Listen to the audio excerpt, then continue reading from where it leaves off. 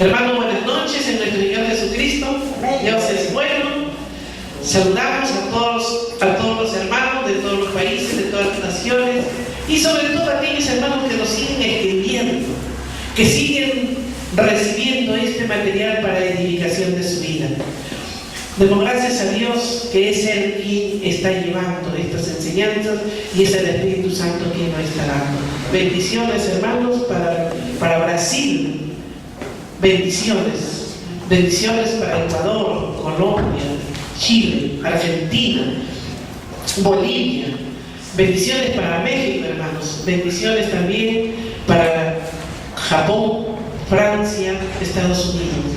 Que Dios les bendiga ricamente y que este material que ustedes están siguiendo sea para cambio, para edificación de la vida de cada uno de nosotros. Amén.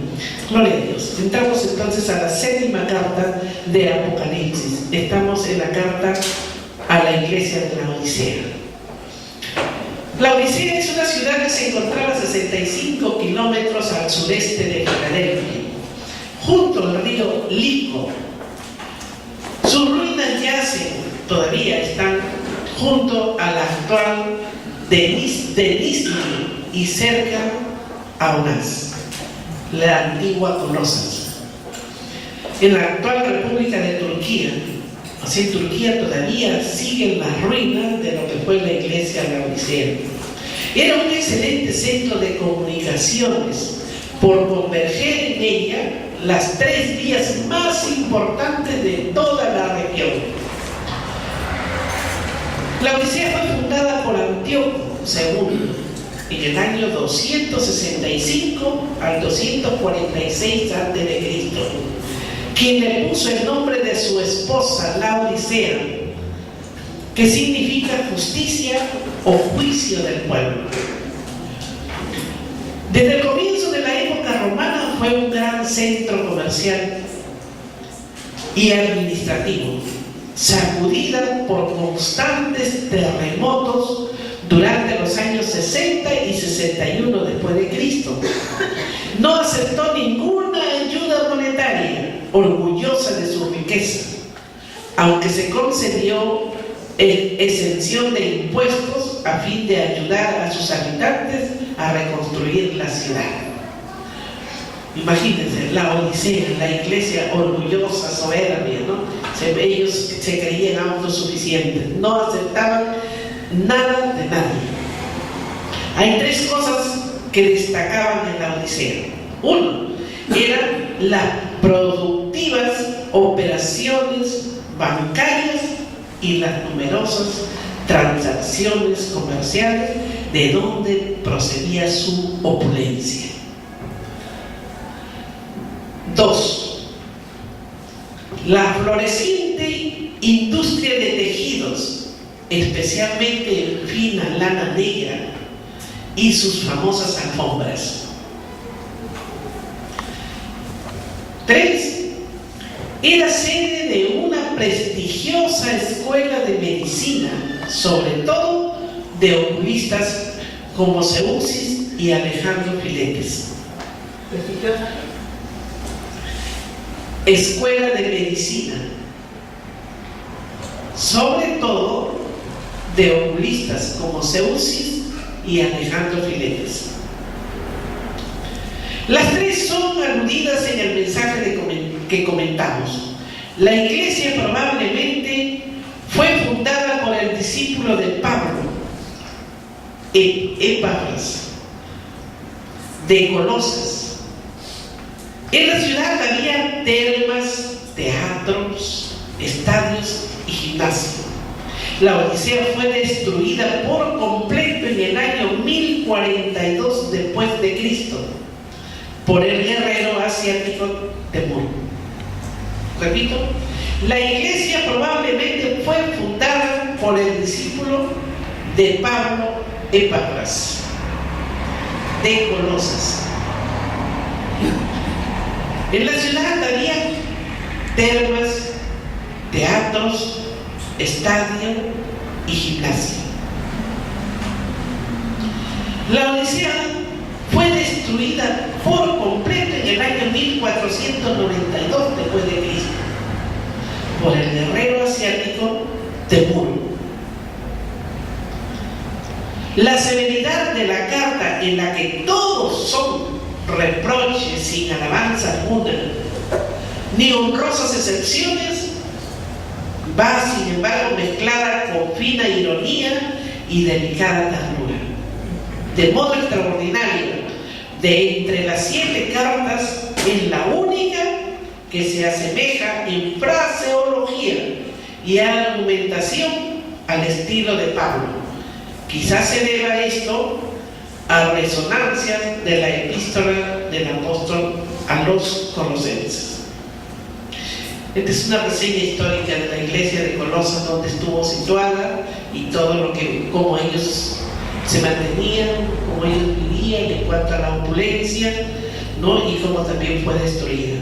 Entramos ahora a Apocalipsis 3, versículo 14, del 14 al 22. Comenzamos con el versículo 14. Y escribe el ángel de la iglesia de la Odisea: he aquí el Amén, el testigo fiel y verdadero, el principio de la creación de Dios, dice esto. Con 3 títulos se presenta el Señor en este versículo. Estas son las palabras del Amén, el testigo fiel y veraz del soberano de la creación de Dios. Podemos ver en 2 Corintios 1, 19 al 21. Porque el Hijo de Dios Jesucristo, que, versículo 19, porque el Hijo de Dios Jesucristo, que entre vosotros ha sido predicado por nosotros, por mí, Silvano y Timoteo, no ha sido sí y no, más ha sido sí en él. Versículo 20, porque todas las promesas de Dios son en el sí y en el amén, por medio de nosotros para la gloria de Dios. Y el versículo 21, y el que nos confirma con vosotros en Cristo y el que nos ungió es Dios. Esto nos dice 2 Corintios del 1, del 19 al 21.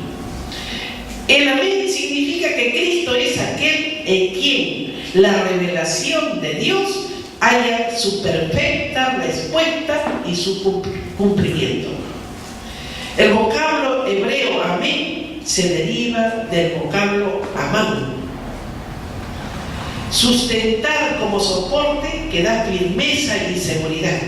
Y de ese verbo se forman muchos vocablos bíblicos que vienen a continuación, que vienen a confundir una interesante familia de términos de la misma raíz amán.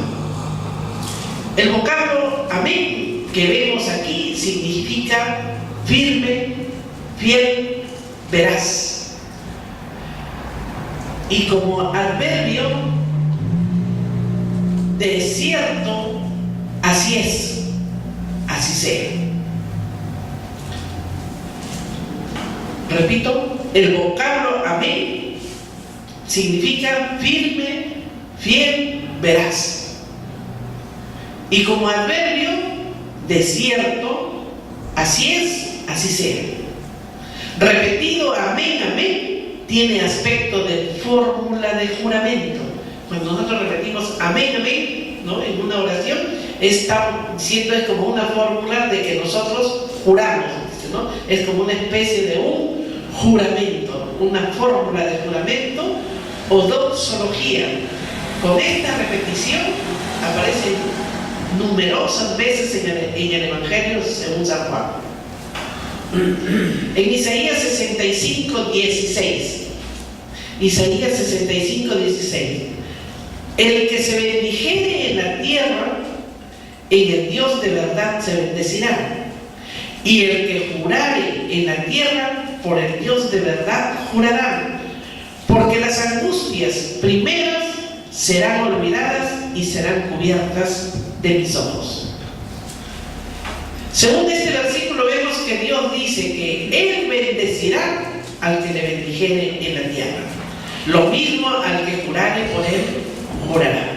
¿no? Entonces, esta es una promesa de parte de Dios en la profecía de Isaías. En 2 Corintios 1:20 nos dice: porque todas las promesas de Dios son en el sí y en el amén, por medio de nosotros, para la gloria de Dios. Se dice que Cristo es el sí y el amén de Dios, porque Él se hace definitivamente firmes las promesas divinas, porque en Él se hacen definitivamente firmes las promesas divinas. Entonces vemos aquí que Jesús es el sí y el amén, ¿sí? Que con todo lo que está escrito en la palabra solamente es sí, Señor, así sea, o amén. En 1 Timoteo 2:5 dice: porque hay un solo Dios y un solo mediador entre Dios y los hombres, Jesucristo, hombre. Cierto es que el garante de la verdad divina en su calidad de único mediador entre Dios y los hombres, por lo que resulta el soporte firme, inconmovible en una ciudad sacudida tantas veces por los terremotos y cuya iglesia se halla lejos de la firmeza que el Señor tiene derecho a esperar de ella. ¿Se entiende? Estaba lejos de lo que Dios quería de esa iglesia, ¿no? Por su forma de vivir, de forma de llevar la doctrina. En el segundo lugar, Cristo se presenta como el testigo fiel y veraz, con el matiz de alguien que sabe lo que dice y dice lo que sabe. Así se presenta Jesús, ¿no? Con el matiz como que alguien dice, como el testigo fiel y veraz, como el matiz de alguien que sabe lo que dice y dice lo que sabe. Infinitamente sincero contra la tremenda hipocresía de esta comunidad de fariseos. En tercer lugar, el Señor se presenta como el principio de la creación de Dios. Esto requiere análisis especial, por cuanto los llamados testigos de Jehová hallan aquí uno de sus argumentos contra la divinidad del Salvador, como si la frase significase que Cristo es el primero de los seres creados por Dios. Y es de notar, sin embargo, que el original no dice primero, sino dice principio. ¿En qué sentido? Dos son las soluciones. Entonces estamos viendo que Jesús no ha sido el primero creado, sino Jesús es el principio y fue Él quien creó. En Juan 1:3, todas las cosas por Él fueron hechas y sin Él nada de lo que ha sido hecho fue hecho. En Colosenses 1:16, porque en Él fueron creadas todas las cosas, las que hay en los cielos y las que hay en la tierra, visibles e invisibles, sean tronos, sean dominios, sean principados, sean potestades, todo fue creado por medio de Él y para Él. Puede significar que Cristo, aquel por medio de quien Dios creó todas las cosas, se aplica a Cristo como el fundador y Señor de la iglesia y prepara la reprensión dirigida a la comunidad cristiana de la Odisea, cuyos miembros pecaron de autosuficiencia religiosa errada. Hermanos, tomen mucha atención. La iglesia de la Odisea, sus miembros, dice, sus miembros pecaron de autosuficiencia religiosa errada. O sea que ellos se creían ya que sabían todo. Ellos eran autosuficientes para todo y ya no necesitaban más, ya no querían aprender más. Es como la iglesia, ¿no? Ya no quieren aprender porque ya saben, pues. No quieren escuchar más porque ya conocen. Así se consideraba la Odisea. En el versículo 15 de Apocalipsis nos dice: yo conozco tus obras, que ni eres frío ni caliente. Ojalá fueras frío o caliente. En esta tibieza no se expresa una condición mediocre, sino malísima. Pues el estado de esta iglesia es comparado por el Señor a algo muy expresivo para los habitantes de la Odisea. De Colosas y de Hierápolis, por unas cañerías, miren, esta es una referencia de comparación con la iglesia.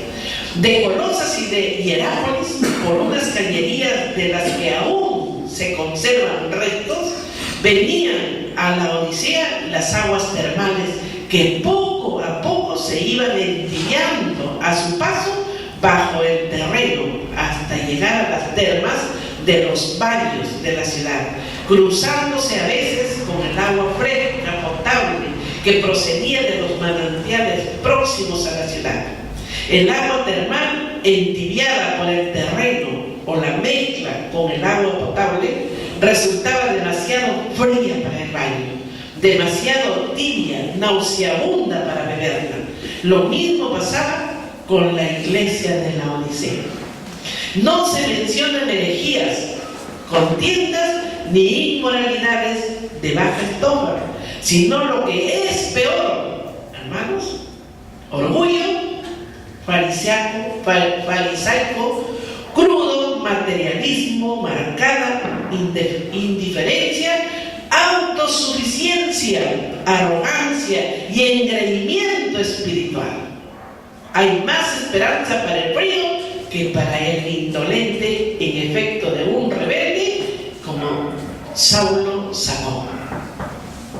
Estamos viendo la comparación, hermanos, cómo se compara la forma del agua, cómo había estado instalada dentro de Colosas y cómo llega que no se puede ni beber, porque ella llega demasiado pestilente, demasiado horrible el agua, y la compara a la iglesia, a los miembros de la iglesia lo comparan. ¿En qué? En su orgullo, ¿no? Dice que no se mencionan herejías ni contiendas, porque eso no se veía en ellos, ni inmoralidades de baja estofa, dice. O sea que ellos eran personas respetables.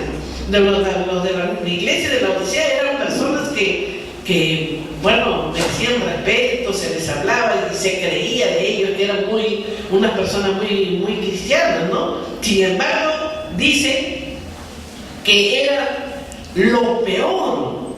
O sea, miren cómo Dios considera esto a lo peor. Dice, el orgullo farisaico, crudo, materialismo marcado, indiferencia, autosuficiencia, hay de aquel que se cree saber todo, la arrogancia, ¿no?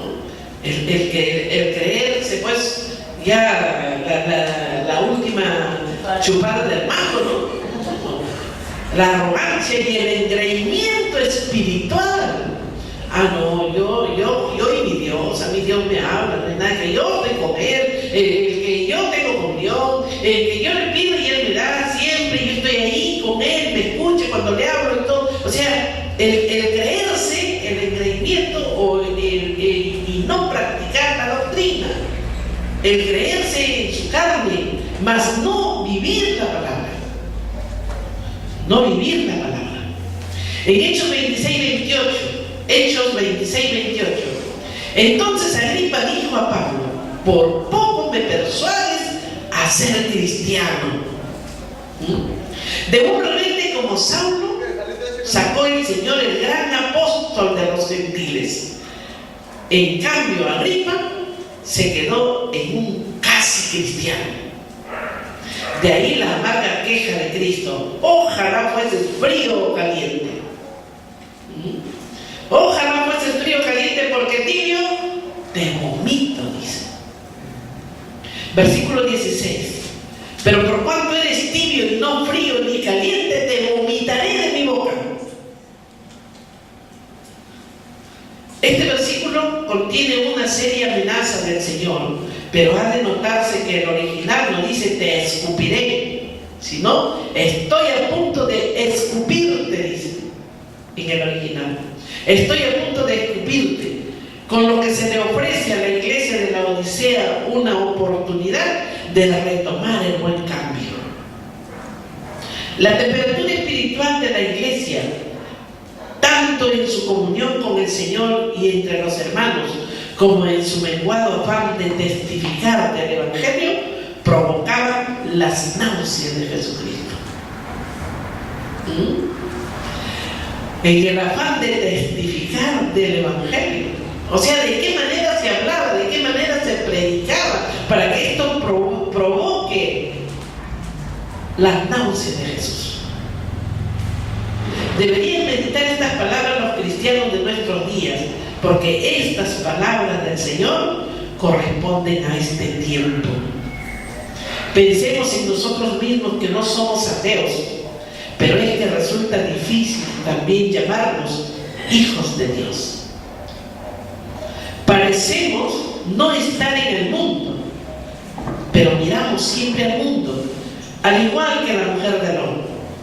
Vuestras almas están como divididas en el tiempo con santos, en el templo con santos, pero fuera de él, mundanos, debido a que no se puede servir a Dios y al diablo. Las almas así divididas se han enfriado para Dios, mientras que se inclinan cada vez más al mundo. Tales creyentes no pueden ser agradables a Dios. Es la doble vida, hermanos, la apariencia, la hipocresía, ¿no? Vivir como fariseos. Venimos a la iglesia, estamos en el domingo, estamos los días de culto, pero salimos de aquí y ¿a dónde vamos? ¿No? A mirar y a contemplar lo que el mundo nos está mostrando y querer disfrutar de lo que el mundo tiene.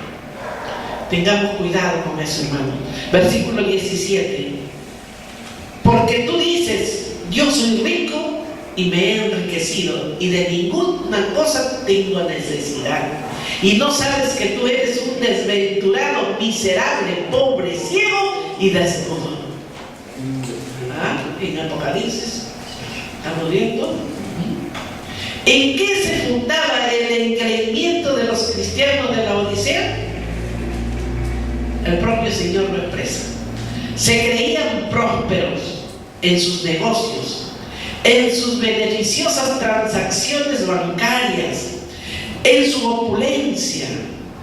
Estos cristianos a medias creían que todo ello era aventura y bendición de Dios.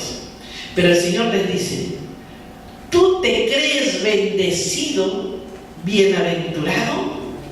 Pues yo el amén, dice Jesús, yo soy el amén. Te aseguro que eres el desventurado. El oro de tus bancos no es moneda corriente en el reino de Dios. Ay, hermanos, mucho cuidado con lo que nos creemos, con lo que nosotros creemos tener. Se creían autosuficientes, no necesitados de nadie ni de nada, pero en realidad son unos miserables. Esto es, dignos de lástima. Se creían ricos hasta la opulencia, pero el Señor dice, eres el menesteroso. Menesteroso es mucho más bajo que pobre, pues no solo carece de bienes, de fortuna, sino que tiene que mendigar para poder sobrevivir. ¿Qué contraste con la iglesia de Esmirna, verdad? En Esmirna le dice, en el capítulo 2, versículo 9, le dice, y tu pobreza, ¿recuerdan? Y tu pobreza. Pero eres rico, ¿no? Pero eres rico, diferente a lo que le está diciendo a la Odisea. Creían tener buena vida espiritual en una ciudad famosa por sus colirios y sus prestigiosos oculistas.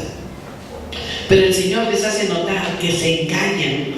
La triste realidad es que son ciegos, pues no se percatan de su lamentable estado espiritual.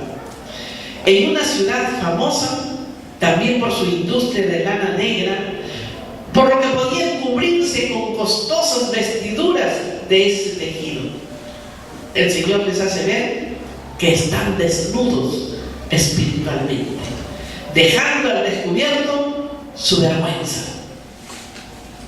Debemos preguntarnos a nosotros mismos, ¿Cuáles son mis riquezas? Esto es para nosotros. ¿Dónde está mi tesoro? ¿Me creo autosuficiente? ¿El que todo lo sabe? Lo peor de la condición de la iglesia en la Odisea era que estaban ciegos.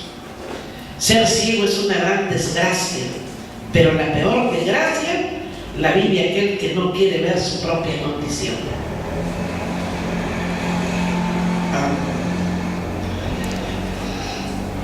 Nosotros tenemos, hermanos, que despertar.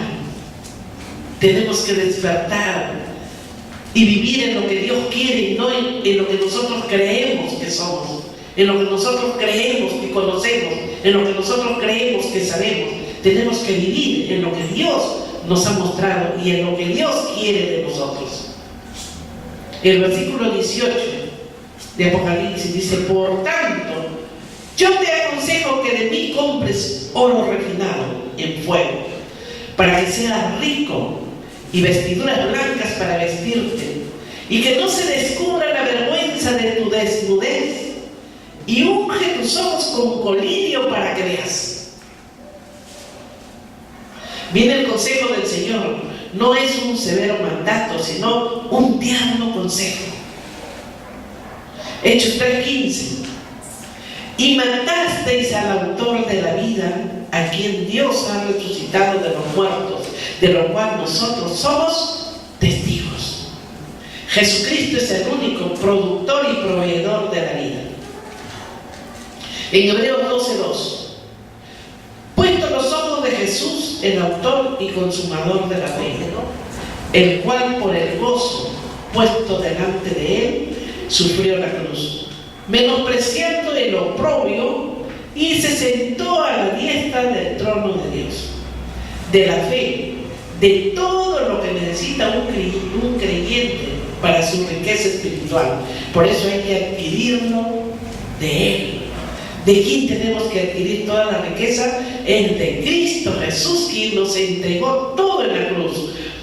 No se trata de comprar con dinero, sino adquirir gratis, según la fraseología similar. Adquirir gratis todo. ¿Por qué? Porque ya todos nos entregaron. Entonces nosotros por fe vamos a sacar, vamos a traer por fe a lo natural. Por fe vamos a tener lo que nosotros deseamos, hermano. Isaías 55, 1 y 2. A todos los sedientos, venid a las aguas, y los que no tienen dinero, venid, comprar y comer. Venid, comprar sin dinero y sin precio, vino y leche. ¿Por qué gastasteis el dinero en lo que no es pan y vuestro trabajo en lo que no sacia? Oídme atentamente y comer del bien, y se deleitará vuestra alma con grosura. El oro refinado al fuego para que sea rico, el oro de la pureza santa, refinada con el fuego de las pruebas y de la disciplina, esta es la verdadera riqueza, no la del negocio mundano. Hermanos, oro refinado al fuego para que sea rico, oro de la pureza santa, refinada con el fuego de las pruebas y de la disciplina. Tenemos que saber vivir en lo que Dios nos entrega. Pasamos pruebas, hermanos, porque Dios está tratando de pasarnos por el fuego para dejarnos, dice, nos prueba por fuego como el metal más preciado que es el oro. Y nosotros debemos de dejarnos probar y vivir en lo que Dios quiere para poder ser ese oro refinado. Esa es la verdadera riqueza y no la del negocio mundano. La del negocio mundano no es riqueza que te va a servir para entrar al reino de las tierras. Cristo ofrece también ropas blancas para cubrirte y para que así no esté a la vista de todos tu vergonzosa desnudez. Las ropas blancas son símbolos de justicia, imputada a la santidad de vida. de paz, de victoria y de alegría festiva. Frente a las espléndidas telas de lana negra y frente a los famosos polvos frigios con los que fabricaban en la Odisea la pomada para las enfermedades de los ojos, Cristo les recomienda un colirio espiritual para los ojos del corazón, a fin de que así puedan apreciar los verdaderos valores de las cosas. Tenemos que ver nosotros de qué manera valoramos lo que Dios nos ha entregado. Tenemos que ver, primeramente, meditar y examinarnos cómo estamos nosotros, de qué manera estamos viviendo. Estamos viviendo como vivió la iglesia de la Odisea. No habla la iglesia en sí, sino habla los miembros de la iglesia de la Odisea. Eso está hablando de cada uno. Y al mismo tiempo habla de nosotros. Porque en este tiempo tenemos que ver cómo caminamos nosotros, de qué manera estamos preparando las vestiduras blancas, estamos pasando las pruebas como el oro refinado, estamos caminando en disciplina, que es lo que dice la palabra. Si no caminamos en orden, hermanos, en la palabra, si no caminamos en disciplina, si no obedecemos lo que está escrito, entonces estamos caminando como tibios. Efesios 1:17. Para que el Dios de nuestro Señor Jesucristo, el Padre de gloria, os dé espíritu de sabiduría y de revelación en el conocimiento de Él. En primera de Juan 2:20 y 27. 2:20 y 27, primera de Juan. Pero vosotros tenéis la unción del Santo y conocéis todas las cosas. Pero la unción que vosotros recibisteis de Él permanece en vosotros y no tenéis necesidad de que nadie os enseñe, así como la unción misma os enseña todas las cosas y es verdadera y no es mentira. Según ella, os ha enseñado permanecer en Él. Solo el Espíritu Santo puede suministrarnos este valioso ungüento. El Espíritu Santo es el único que nos da la sabiduría. El Espíritu Santo es el único quien te va a ayudar a avanzar y a caminar de acuerdo a lo que Cristo nos ha dejado escrito. Versículo 19. Yo reprendo y castigo a todos los que amo. Sé pues celoso y arrepiéntete. En esta carta llena de reproches nos sorprende y emociona lo que el Señor dice en la iglesia de la Odisea.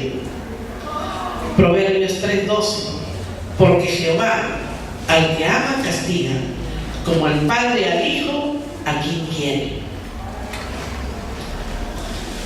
Veamos la primera parte del versículo. Dice: se emplea deliberadamente un verbo que entraña contenido emocional. Ese amor no es cruel en la educación, corrección o castigo, sino severo, para el bien del educando. Y añade el Señor: sé celoso, pues, y arrepiéntete. El arrepentimiento había de implicar la sustitución de la complacencia por una celosa preocupación. Tenemos nosotros que ver y estar atentos y preocupados en la forma como estamos caminando como cristianos. En el versículo 20 de Apocalipsis: he aquí yo estoy a la puerta y llamo. Si alguno oye mi voz y abre la puerta, entraré en él y cenaré con él y él conmigo. Es una promesa delicada, tierna, afectuosa, dentro de una amarga queja, aunque solo insinuada. Comencemos por decir que este versículo se usa mucho en mensajes de evangelismo y hasta se insinúa. En ese sentido, en nuestros hermanos, como si el inconverso debiera abrir a Cristo la puerta de su corazón. Esta interpretación es incorrecta. No es el inconverso quien va a abrir la puerta de su corazón. ¿Quién es? El mismo cristiano no está caminando de acuerdo a lo que Dios quiere. Nos está llamando a una reconciliación. Hechos 16:14. Entonces una mujer llamada Lidia, vendedora de púrpura de la ciudad de Tiatira, que adoraba a Dios, estaba oyendo. Y el Señor abrió el corazón de ella para que estuviera atenta a lo que Pablo decía. 1. Es Dios, por medio de su Espíritu, quien abre los oídos y el corazón. Y 2. El Señor no se está dirigiendo a los inconversos, sino a una iglesia cristiana.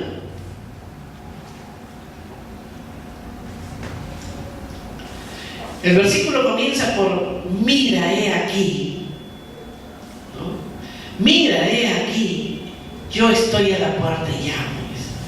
Para llamar la atención sobre alguien que pide hospedaje, Jesús se presenta como un peregrino y apela a la hospitalidad tan desarrollada y practicada por los orientales y que quiere llegar a una amistad más sólida. Según Mateo 24:33. Así también vosotros, cuando veáis todas estas cosas, conoced que está cerca a las puertas. En Lucas 12:36. Y vosotros sed semejantes a hombres que aguardan a que su Señor regrese de las bodas, para que cuando llegue y llame, le abran enseguida. Lucas 22:29 está sustentando el versículo 20 de Apocalipsis. Yo pues os asigno un reino como mi Padre me lo asignó a mí. Santiago 5:9. Hermanos, no os quejéis unos contra otros, para que no seáis condenados. He aquí, el juez está delante de la puerta. ¿A qué puerta llama Jesús?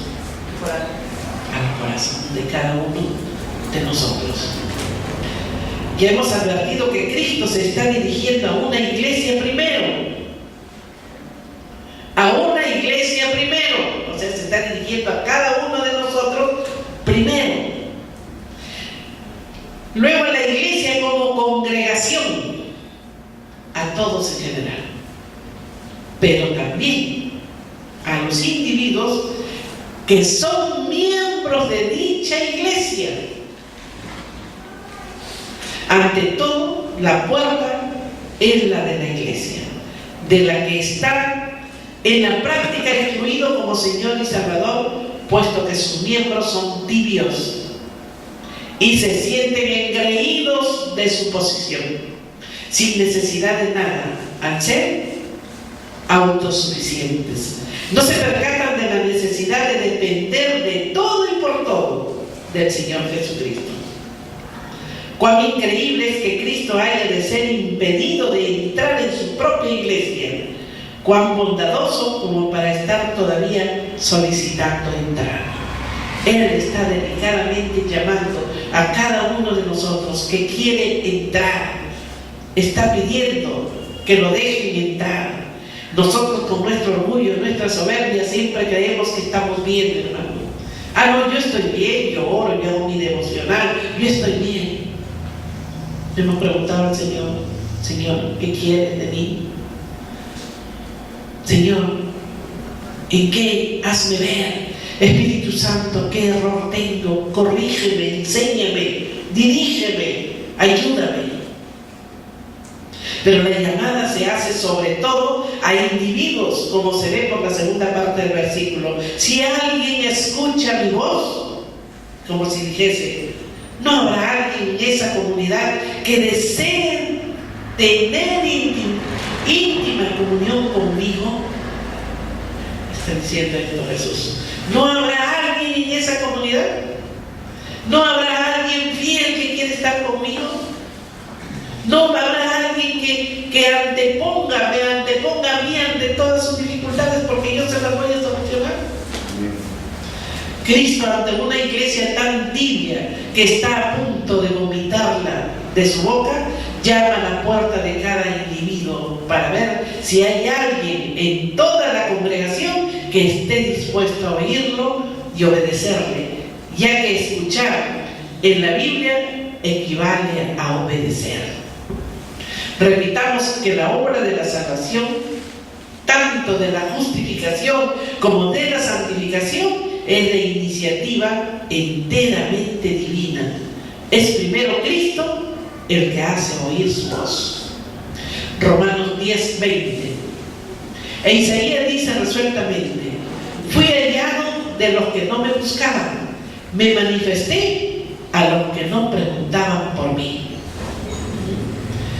Es Él quien está llamando, y es la voz del Señor en el Evangelio, aplicada al corazón por el Espíritu, es el poder de Dios para su salvación. De este modo hallamos que este pasaje hace completa justicia tanto a la soberanía de la gracia divina como a la humana responsabilidad. La comida con Cristo, expresada en este versículo en términos de mutua comunión, comeré con Él y Él conmigo, es, según el simbolismo oriental, una indicación de especial amistad y de relación íntima pactada.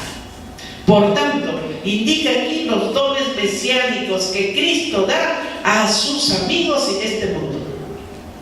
El único remedio contra la tibieza es la readmisión del Cristo excluido. La apostasía ha de ser confrontada con la fidelidad de Él, la pobreza con el hecho de la riqueza de Él, el frío con el poderoso fuego del entusiasmo de Él y la muerte con la vida divina que hay en su don. Gloria a Dios, vuelvo a repetir. La apostasía ha de ser confrontada con la fidelidad de Él, de Cristo, ¿verdad? La pobreza con el hecho de la riqueza de Él. El frío con el poderoso fuego del entusiasmo de Él. Y la muerte con la vida divina que hay en su don. Gloria a Dios. Aleluya, hermanos. Versículo 21. Al que venciere, le daré que se siente conmigo en mi trono, así como yo he vencido y me he sentado con mi Padre en su trono. Con el llamamiento común, al que venza, le daré el derecho de sentarse conmigo en mi trono. Se refiere al trono de Dios y del Cordero, que han de compartir los que tengan parte en la primera resurrección. Primera de Juan 3. Amados, ahora somos hijos de Dios y aún no se ha manifestado lo que hemos de ser. Pero sabemos que cuando Él se manifieste, seremos semejantes a Él, porque le veremos tal como Él es. Con esta comunión íntima entre el creyente y Cristo, la cual empieza ya en esta vida, pero se hará manifiesta en la segunda venida del Señor. Versículo 22. El que tiene oído, oiga lo que el Espíritu dice a las iglesias. Las condiciones de estas 7 iglesias existen también hoy y han existido siempre, sea cual sea la opinión que se tenga a nivel histórico sobre lo que cada iglesia pueda representar. La gran pregunta es: ¿son fieles al encargo de Cristo las iglesias de hoy? ¿Retienen de veras el nombre del Señor y llevan en alto las lámparas en medio de las tinieblas de este mundo? Las tentaciones para seguir al mundo y negar a Cristo vienen como entonces desde 3 direcciones. 1. El miedo a la persecución. tentaciones son las que vienen de esta manera, hermanos. Uno, el miedo a la persecución. Dos, la adulación a los poderosos.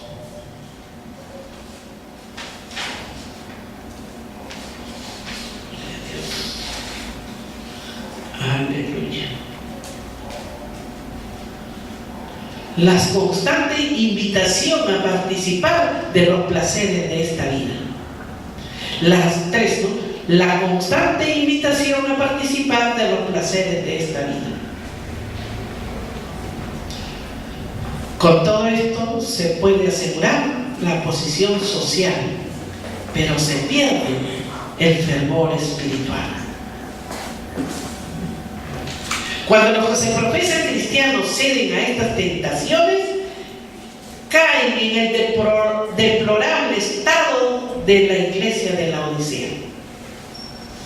Aunque todo parezca marchar en orden dentro de los muros del edificio que lleva el nombre de templo, iglesia evangélica, se pierde la convicción de pecado y no se advierte la necesidad de un sincero cambio de mentalidad delante del Señor.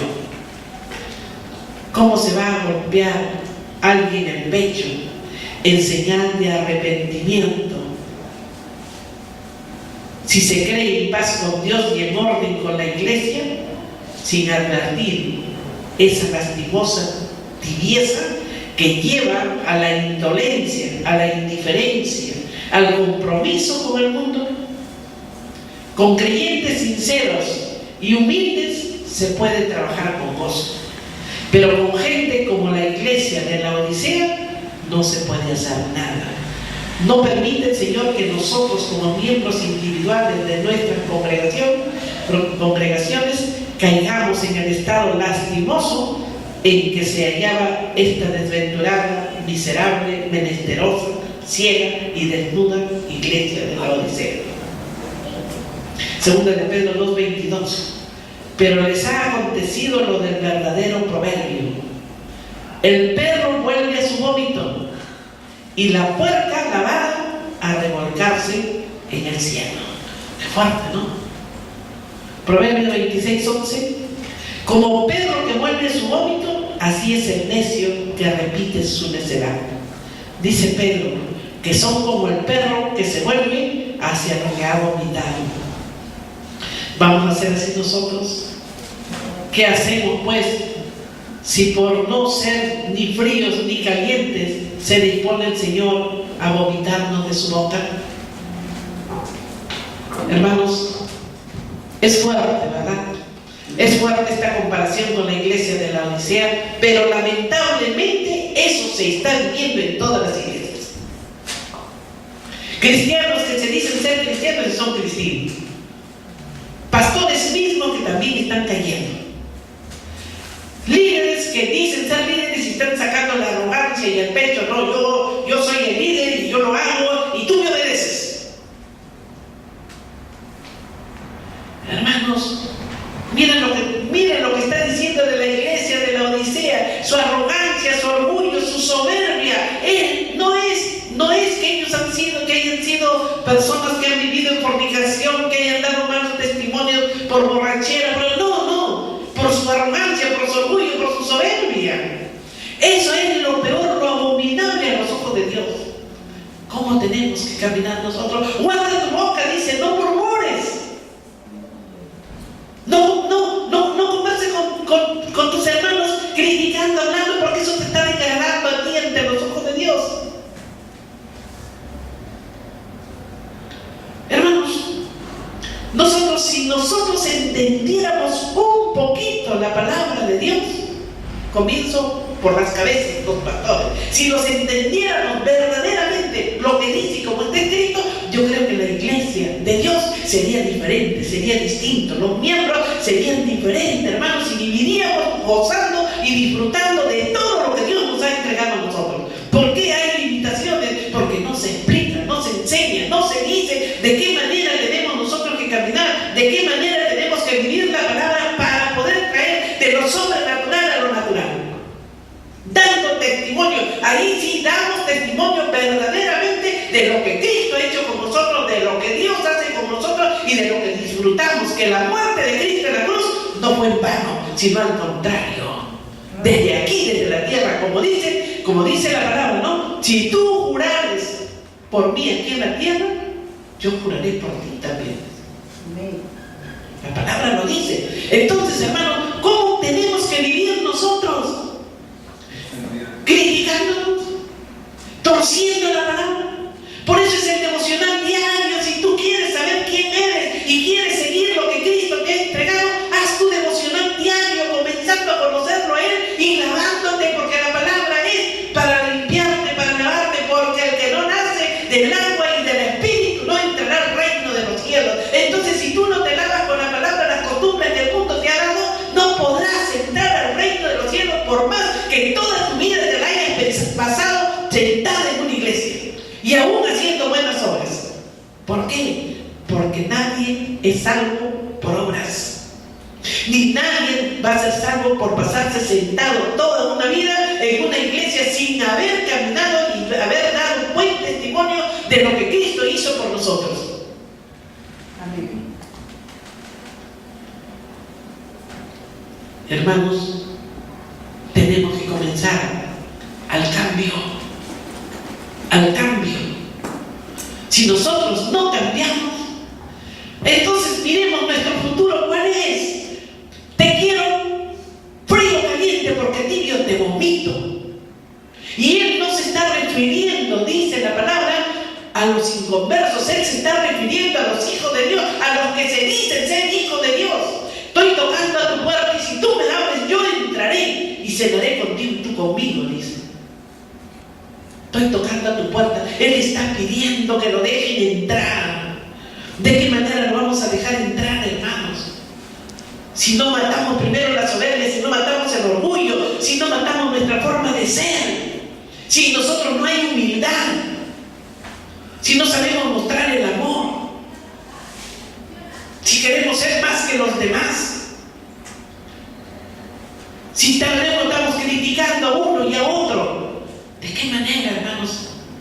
¿Qué cosa es lo que está sucediendo ante los ojos de Dios?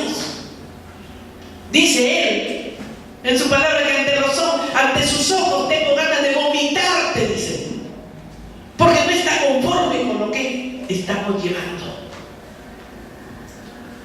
Hay que darle en primer lugar a Dios. Esta iglesia debe de estar llena. ¿Por qué no crece la iglesia, hermanos? ¿Por qué no se levanta? Porque no conoce palabra. Vienen y escuchan un versículo un domingo, escuchan una enseñanza, le entró por un oído y le salió por el otro, o si entró y se quedó y ahí se quedaron y no conocieron más. Entonces no pueden crecer, no pueden cambiar. ¿Por qué? Por desconocimiento.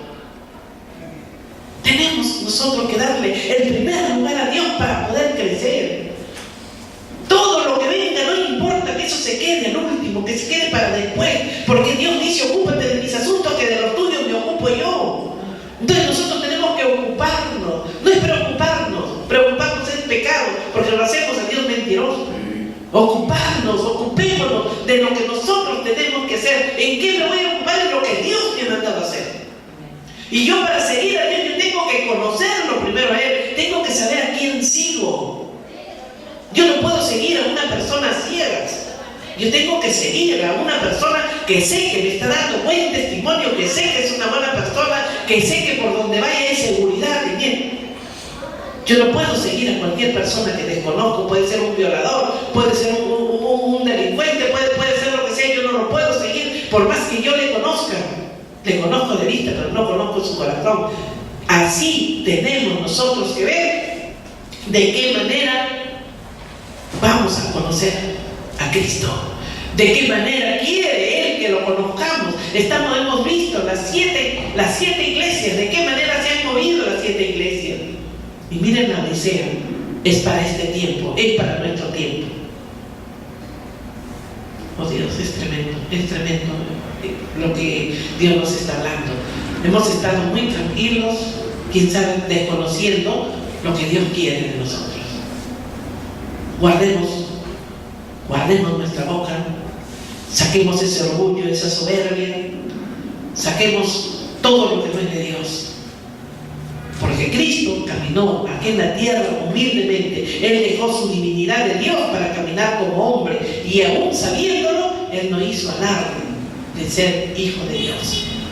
Él caminó, y Él caminó por todos. Él dio de comer al pobre. Él durmió junto con los que le seguían. Dormirían en campañas, en tiendas, quién sabe. Pero Él estuvo ahí con todos los que querían conocerlo. Le seguían porque querían conocer más de Él. Y hoy en día, hermanos, y hoy en día, ¿cómo estamos? ¿Buscamos de Dios? ¿Queremos conocer más de Dios? ¿Cómo está nuestro devocional diario? Que esto nos sirva para una meditación, hermanos, y para el cambio. Que Dios les bendiga y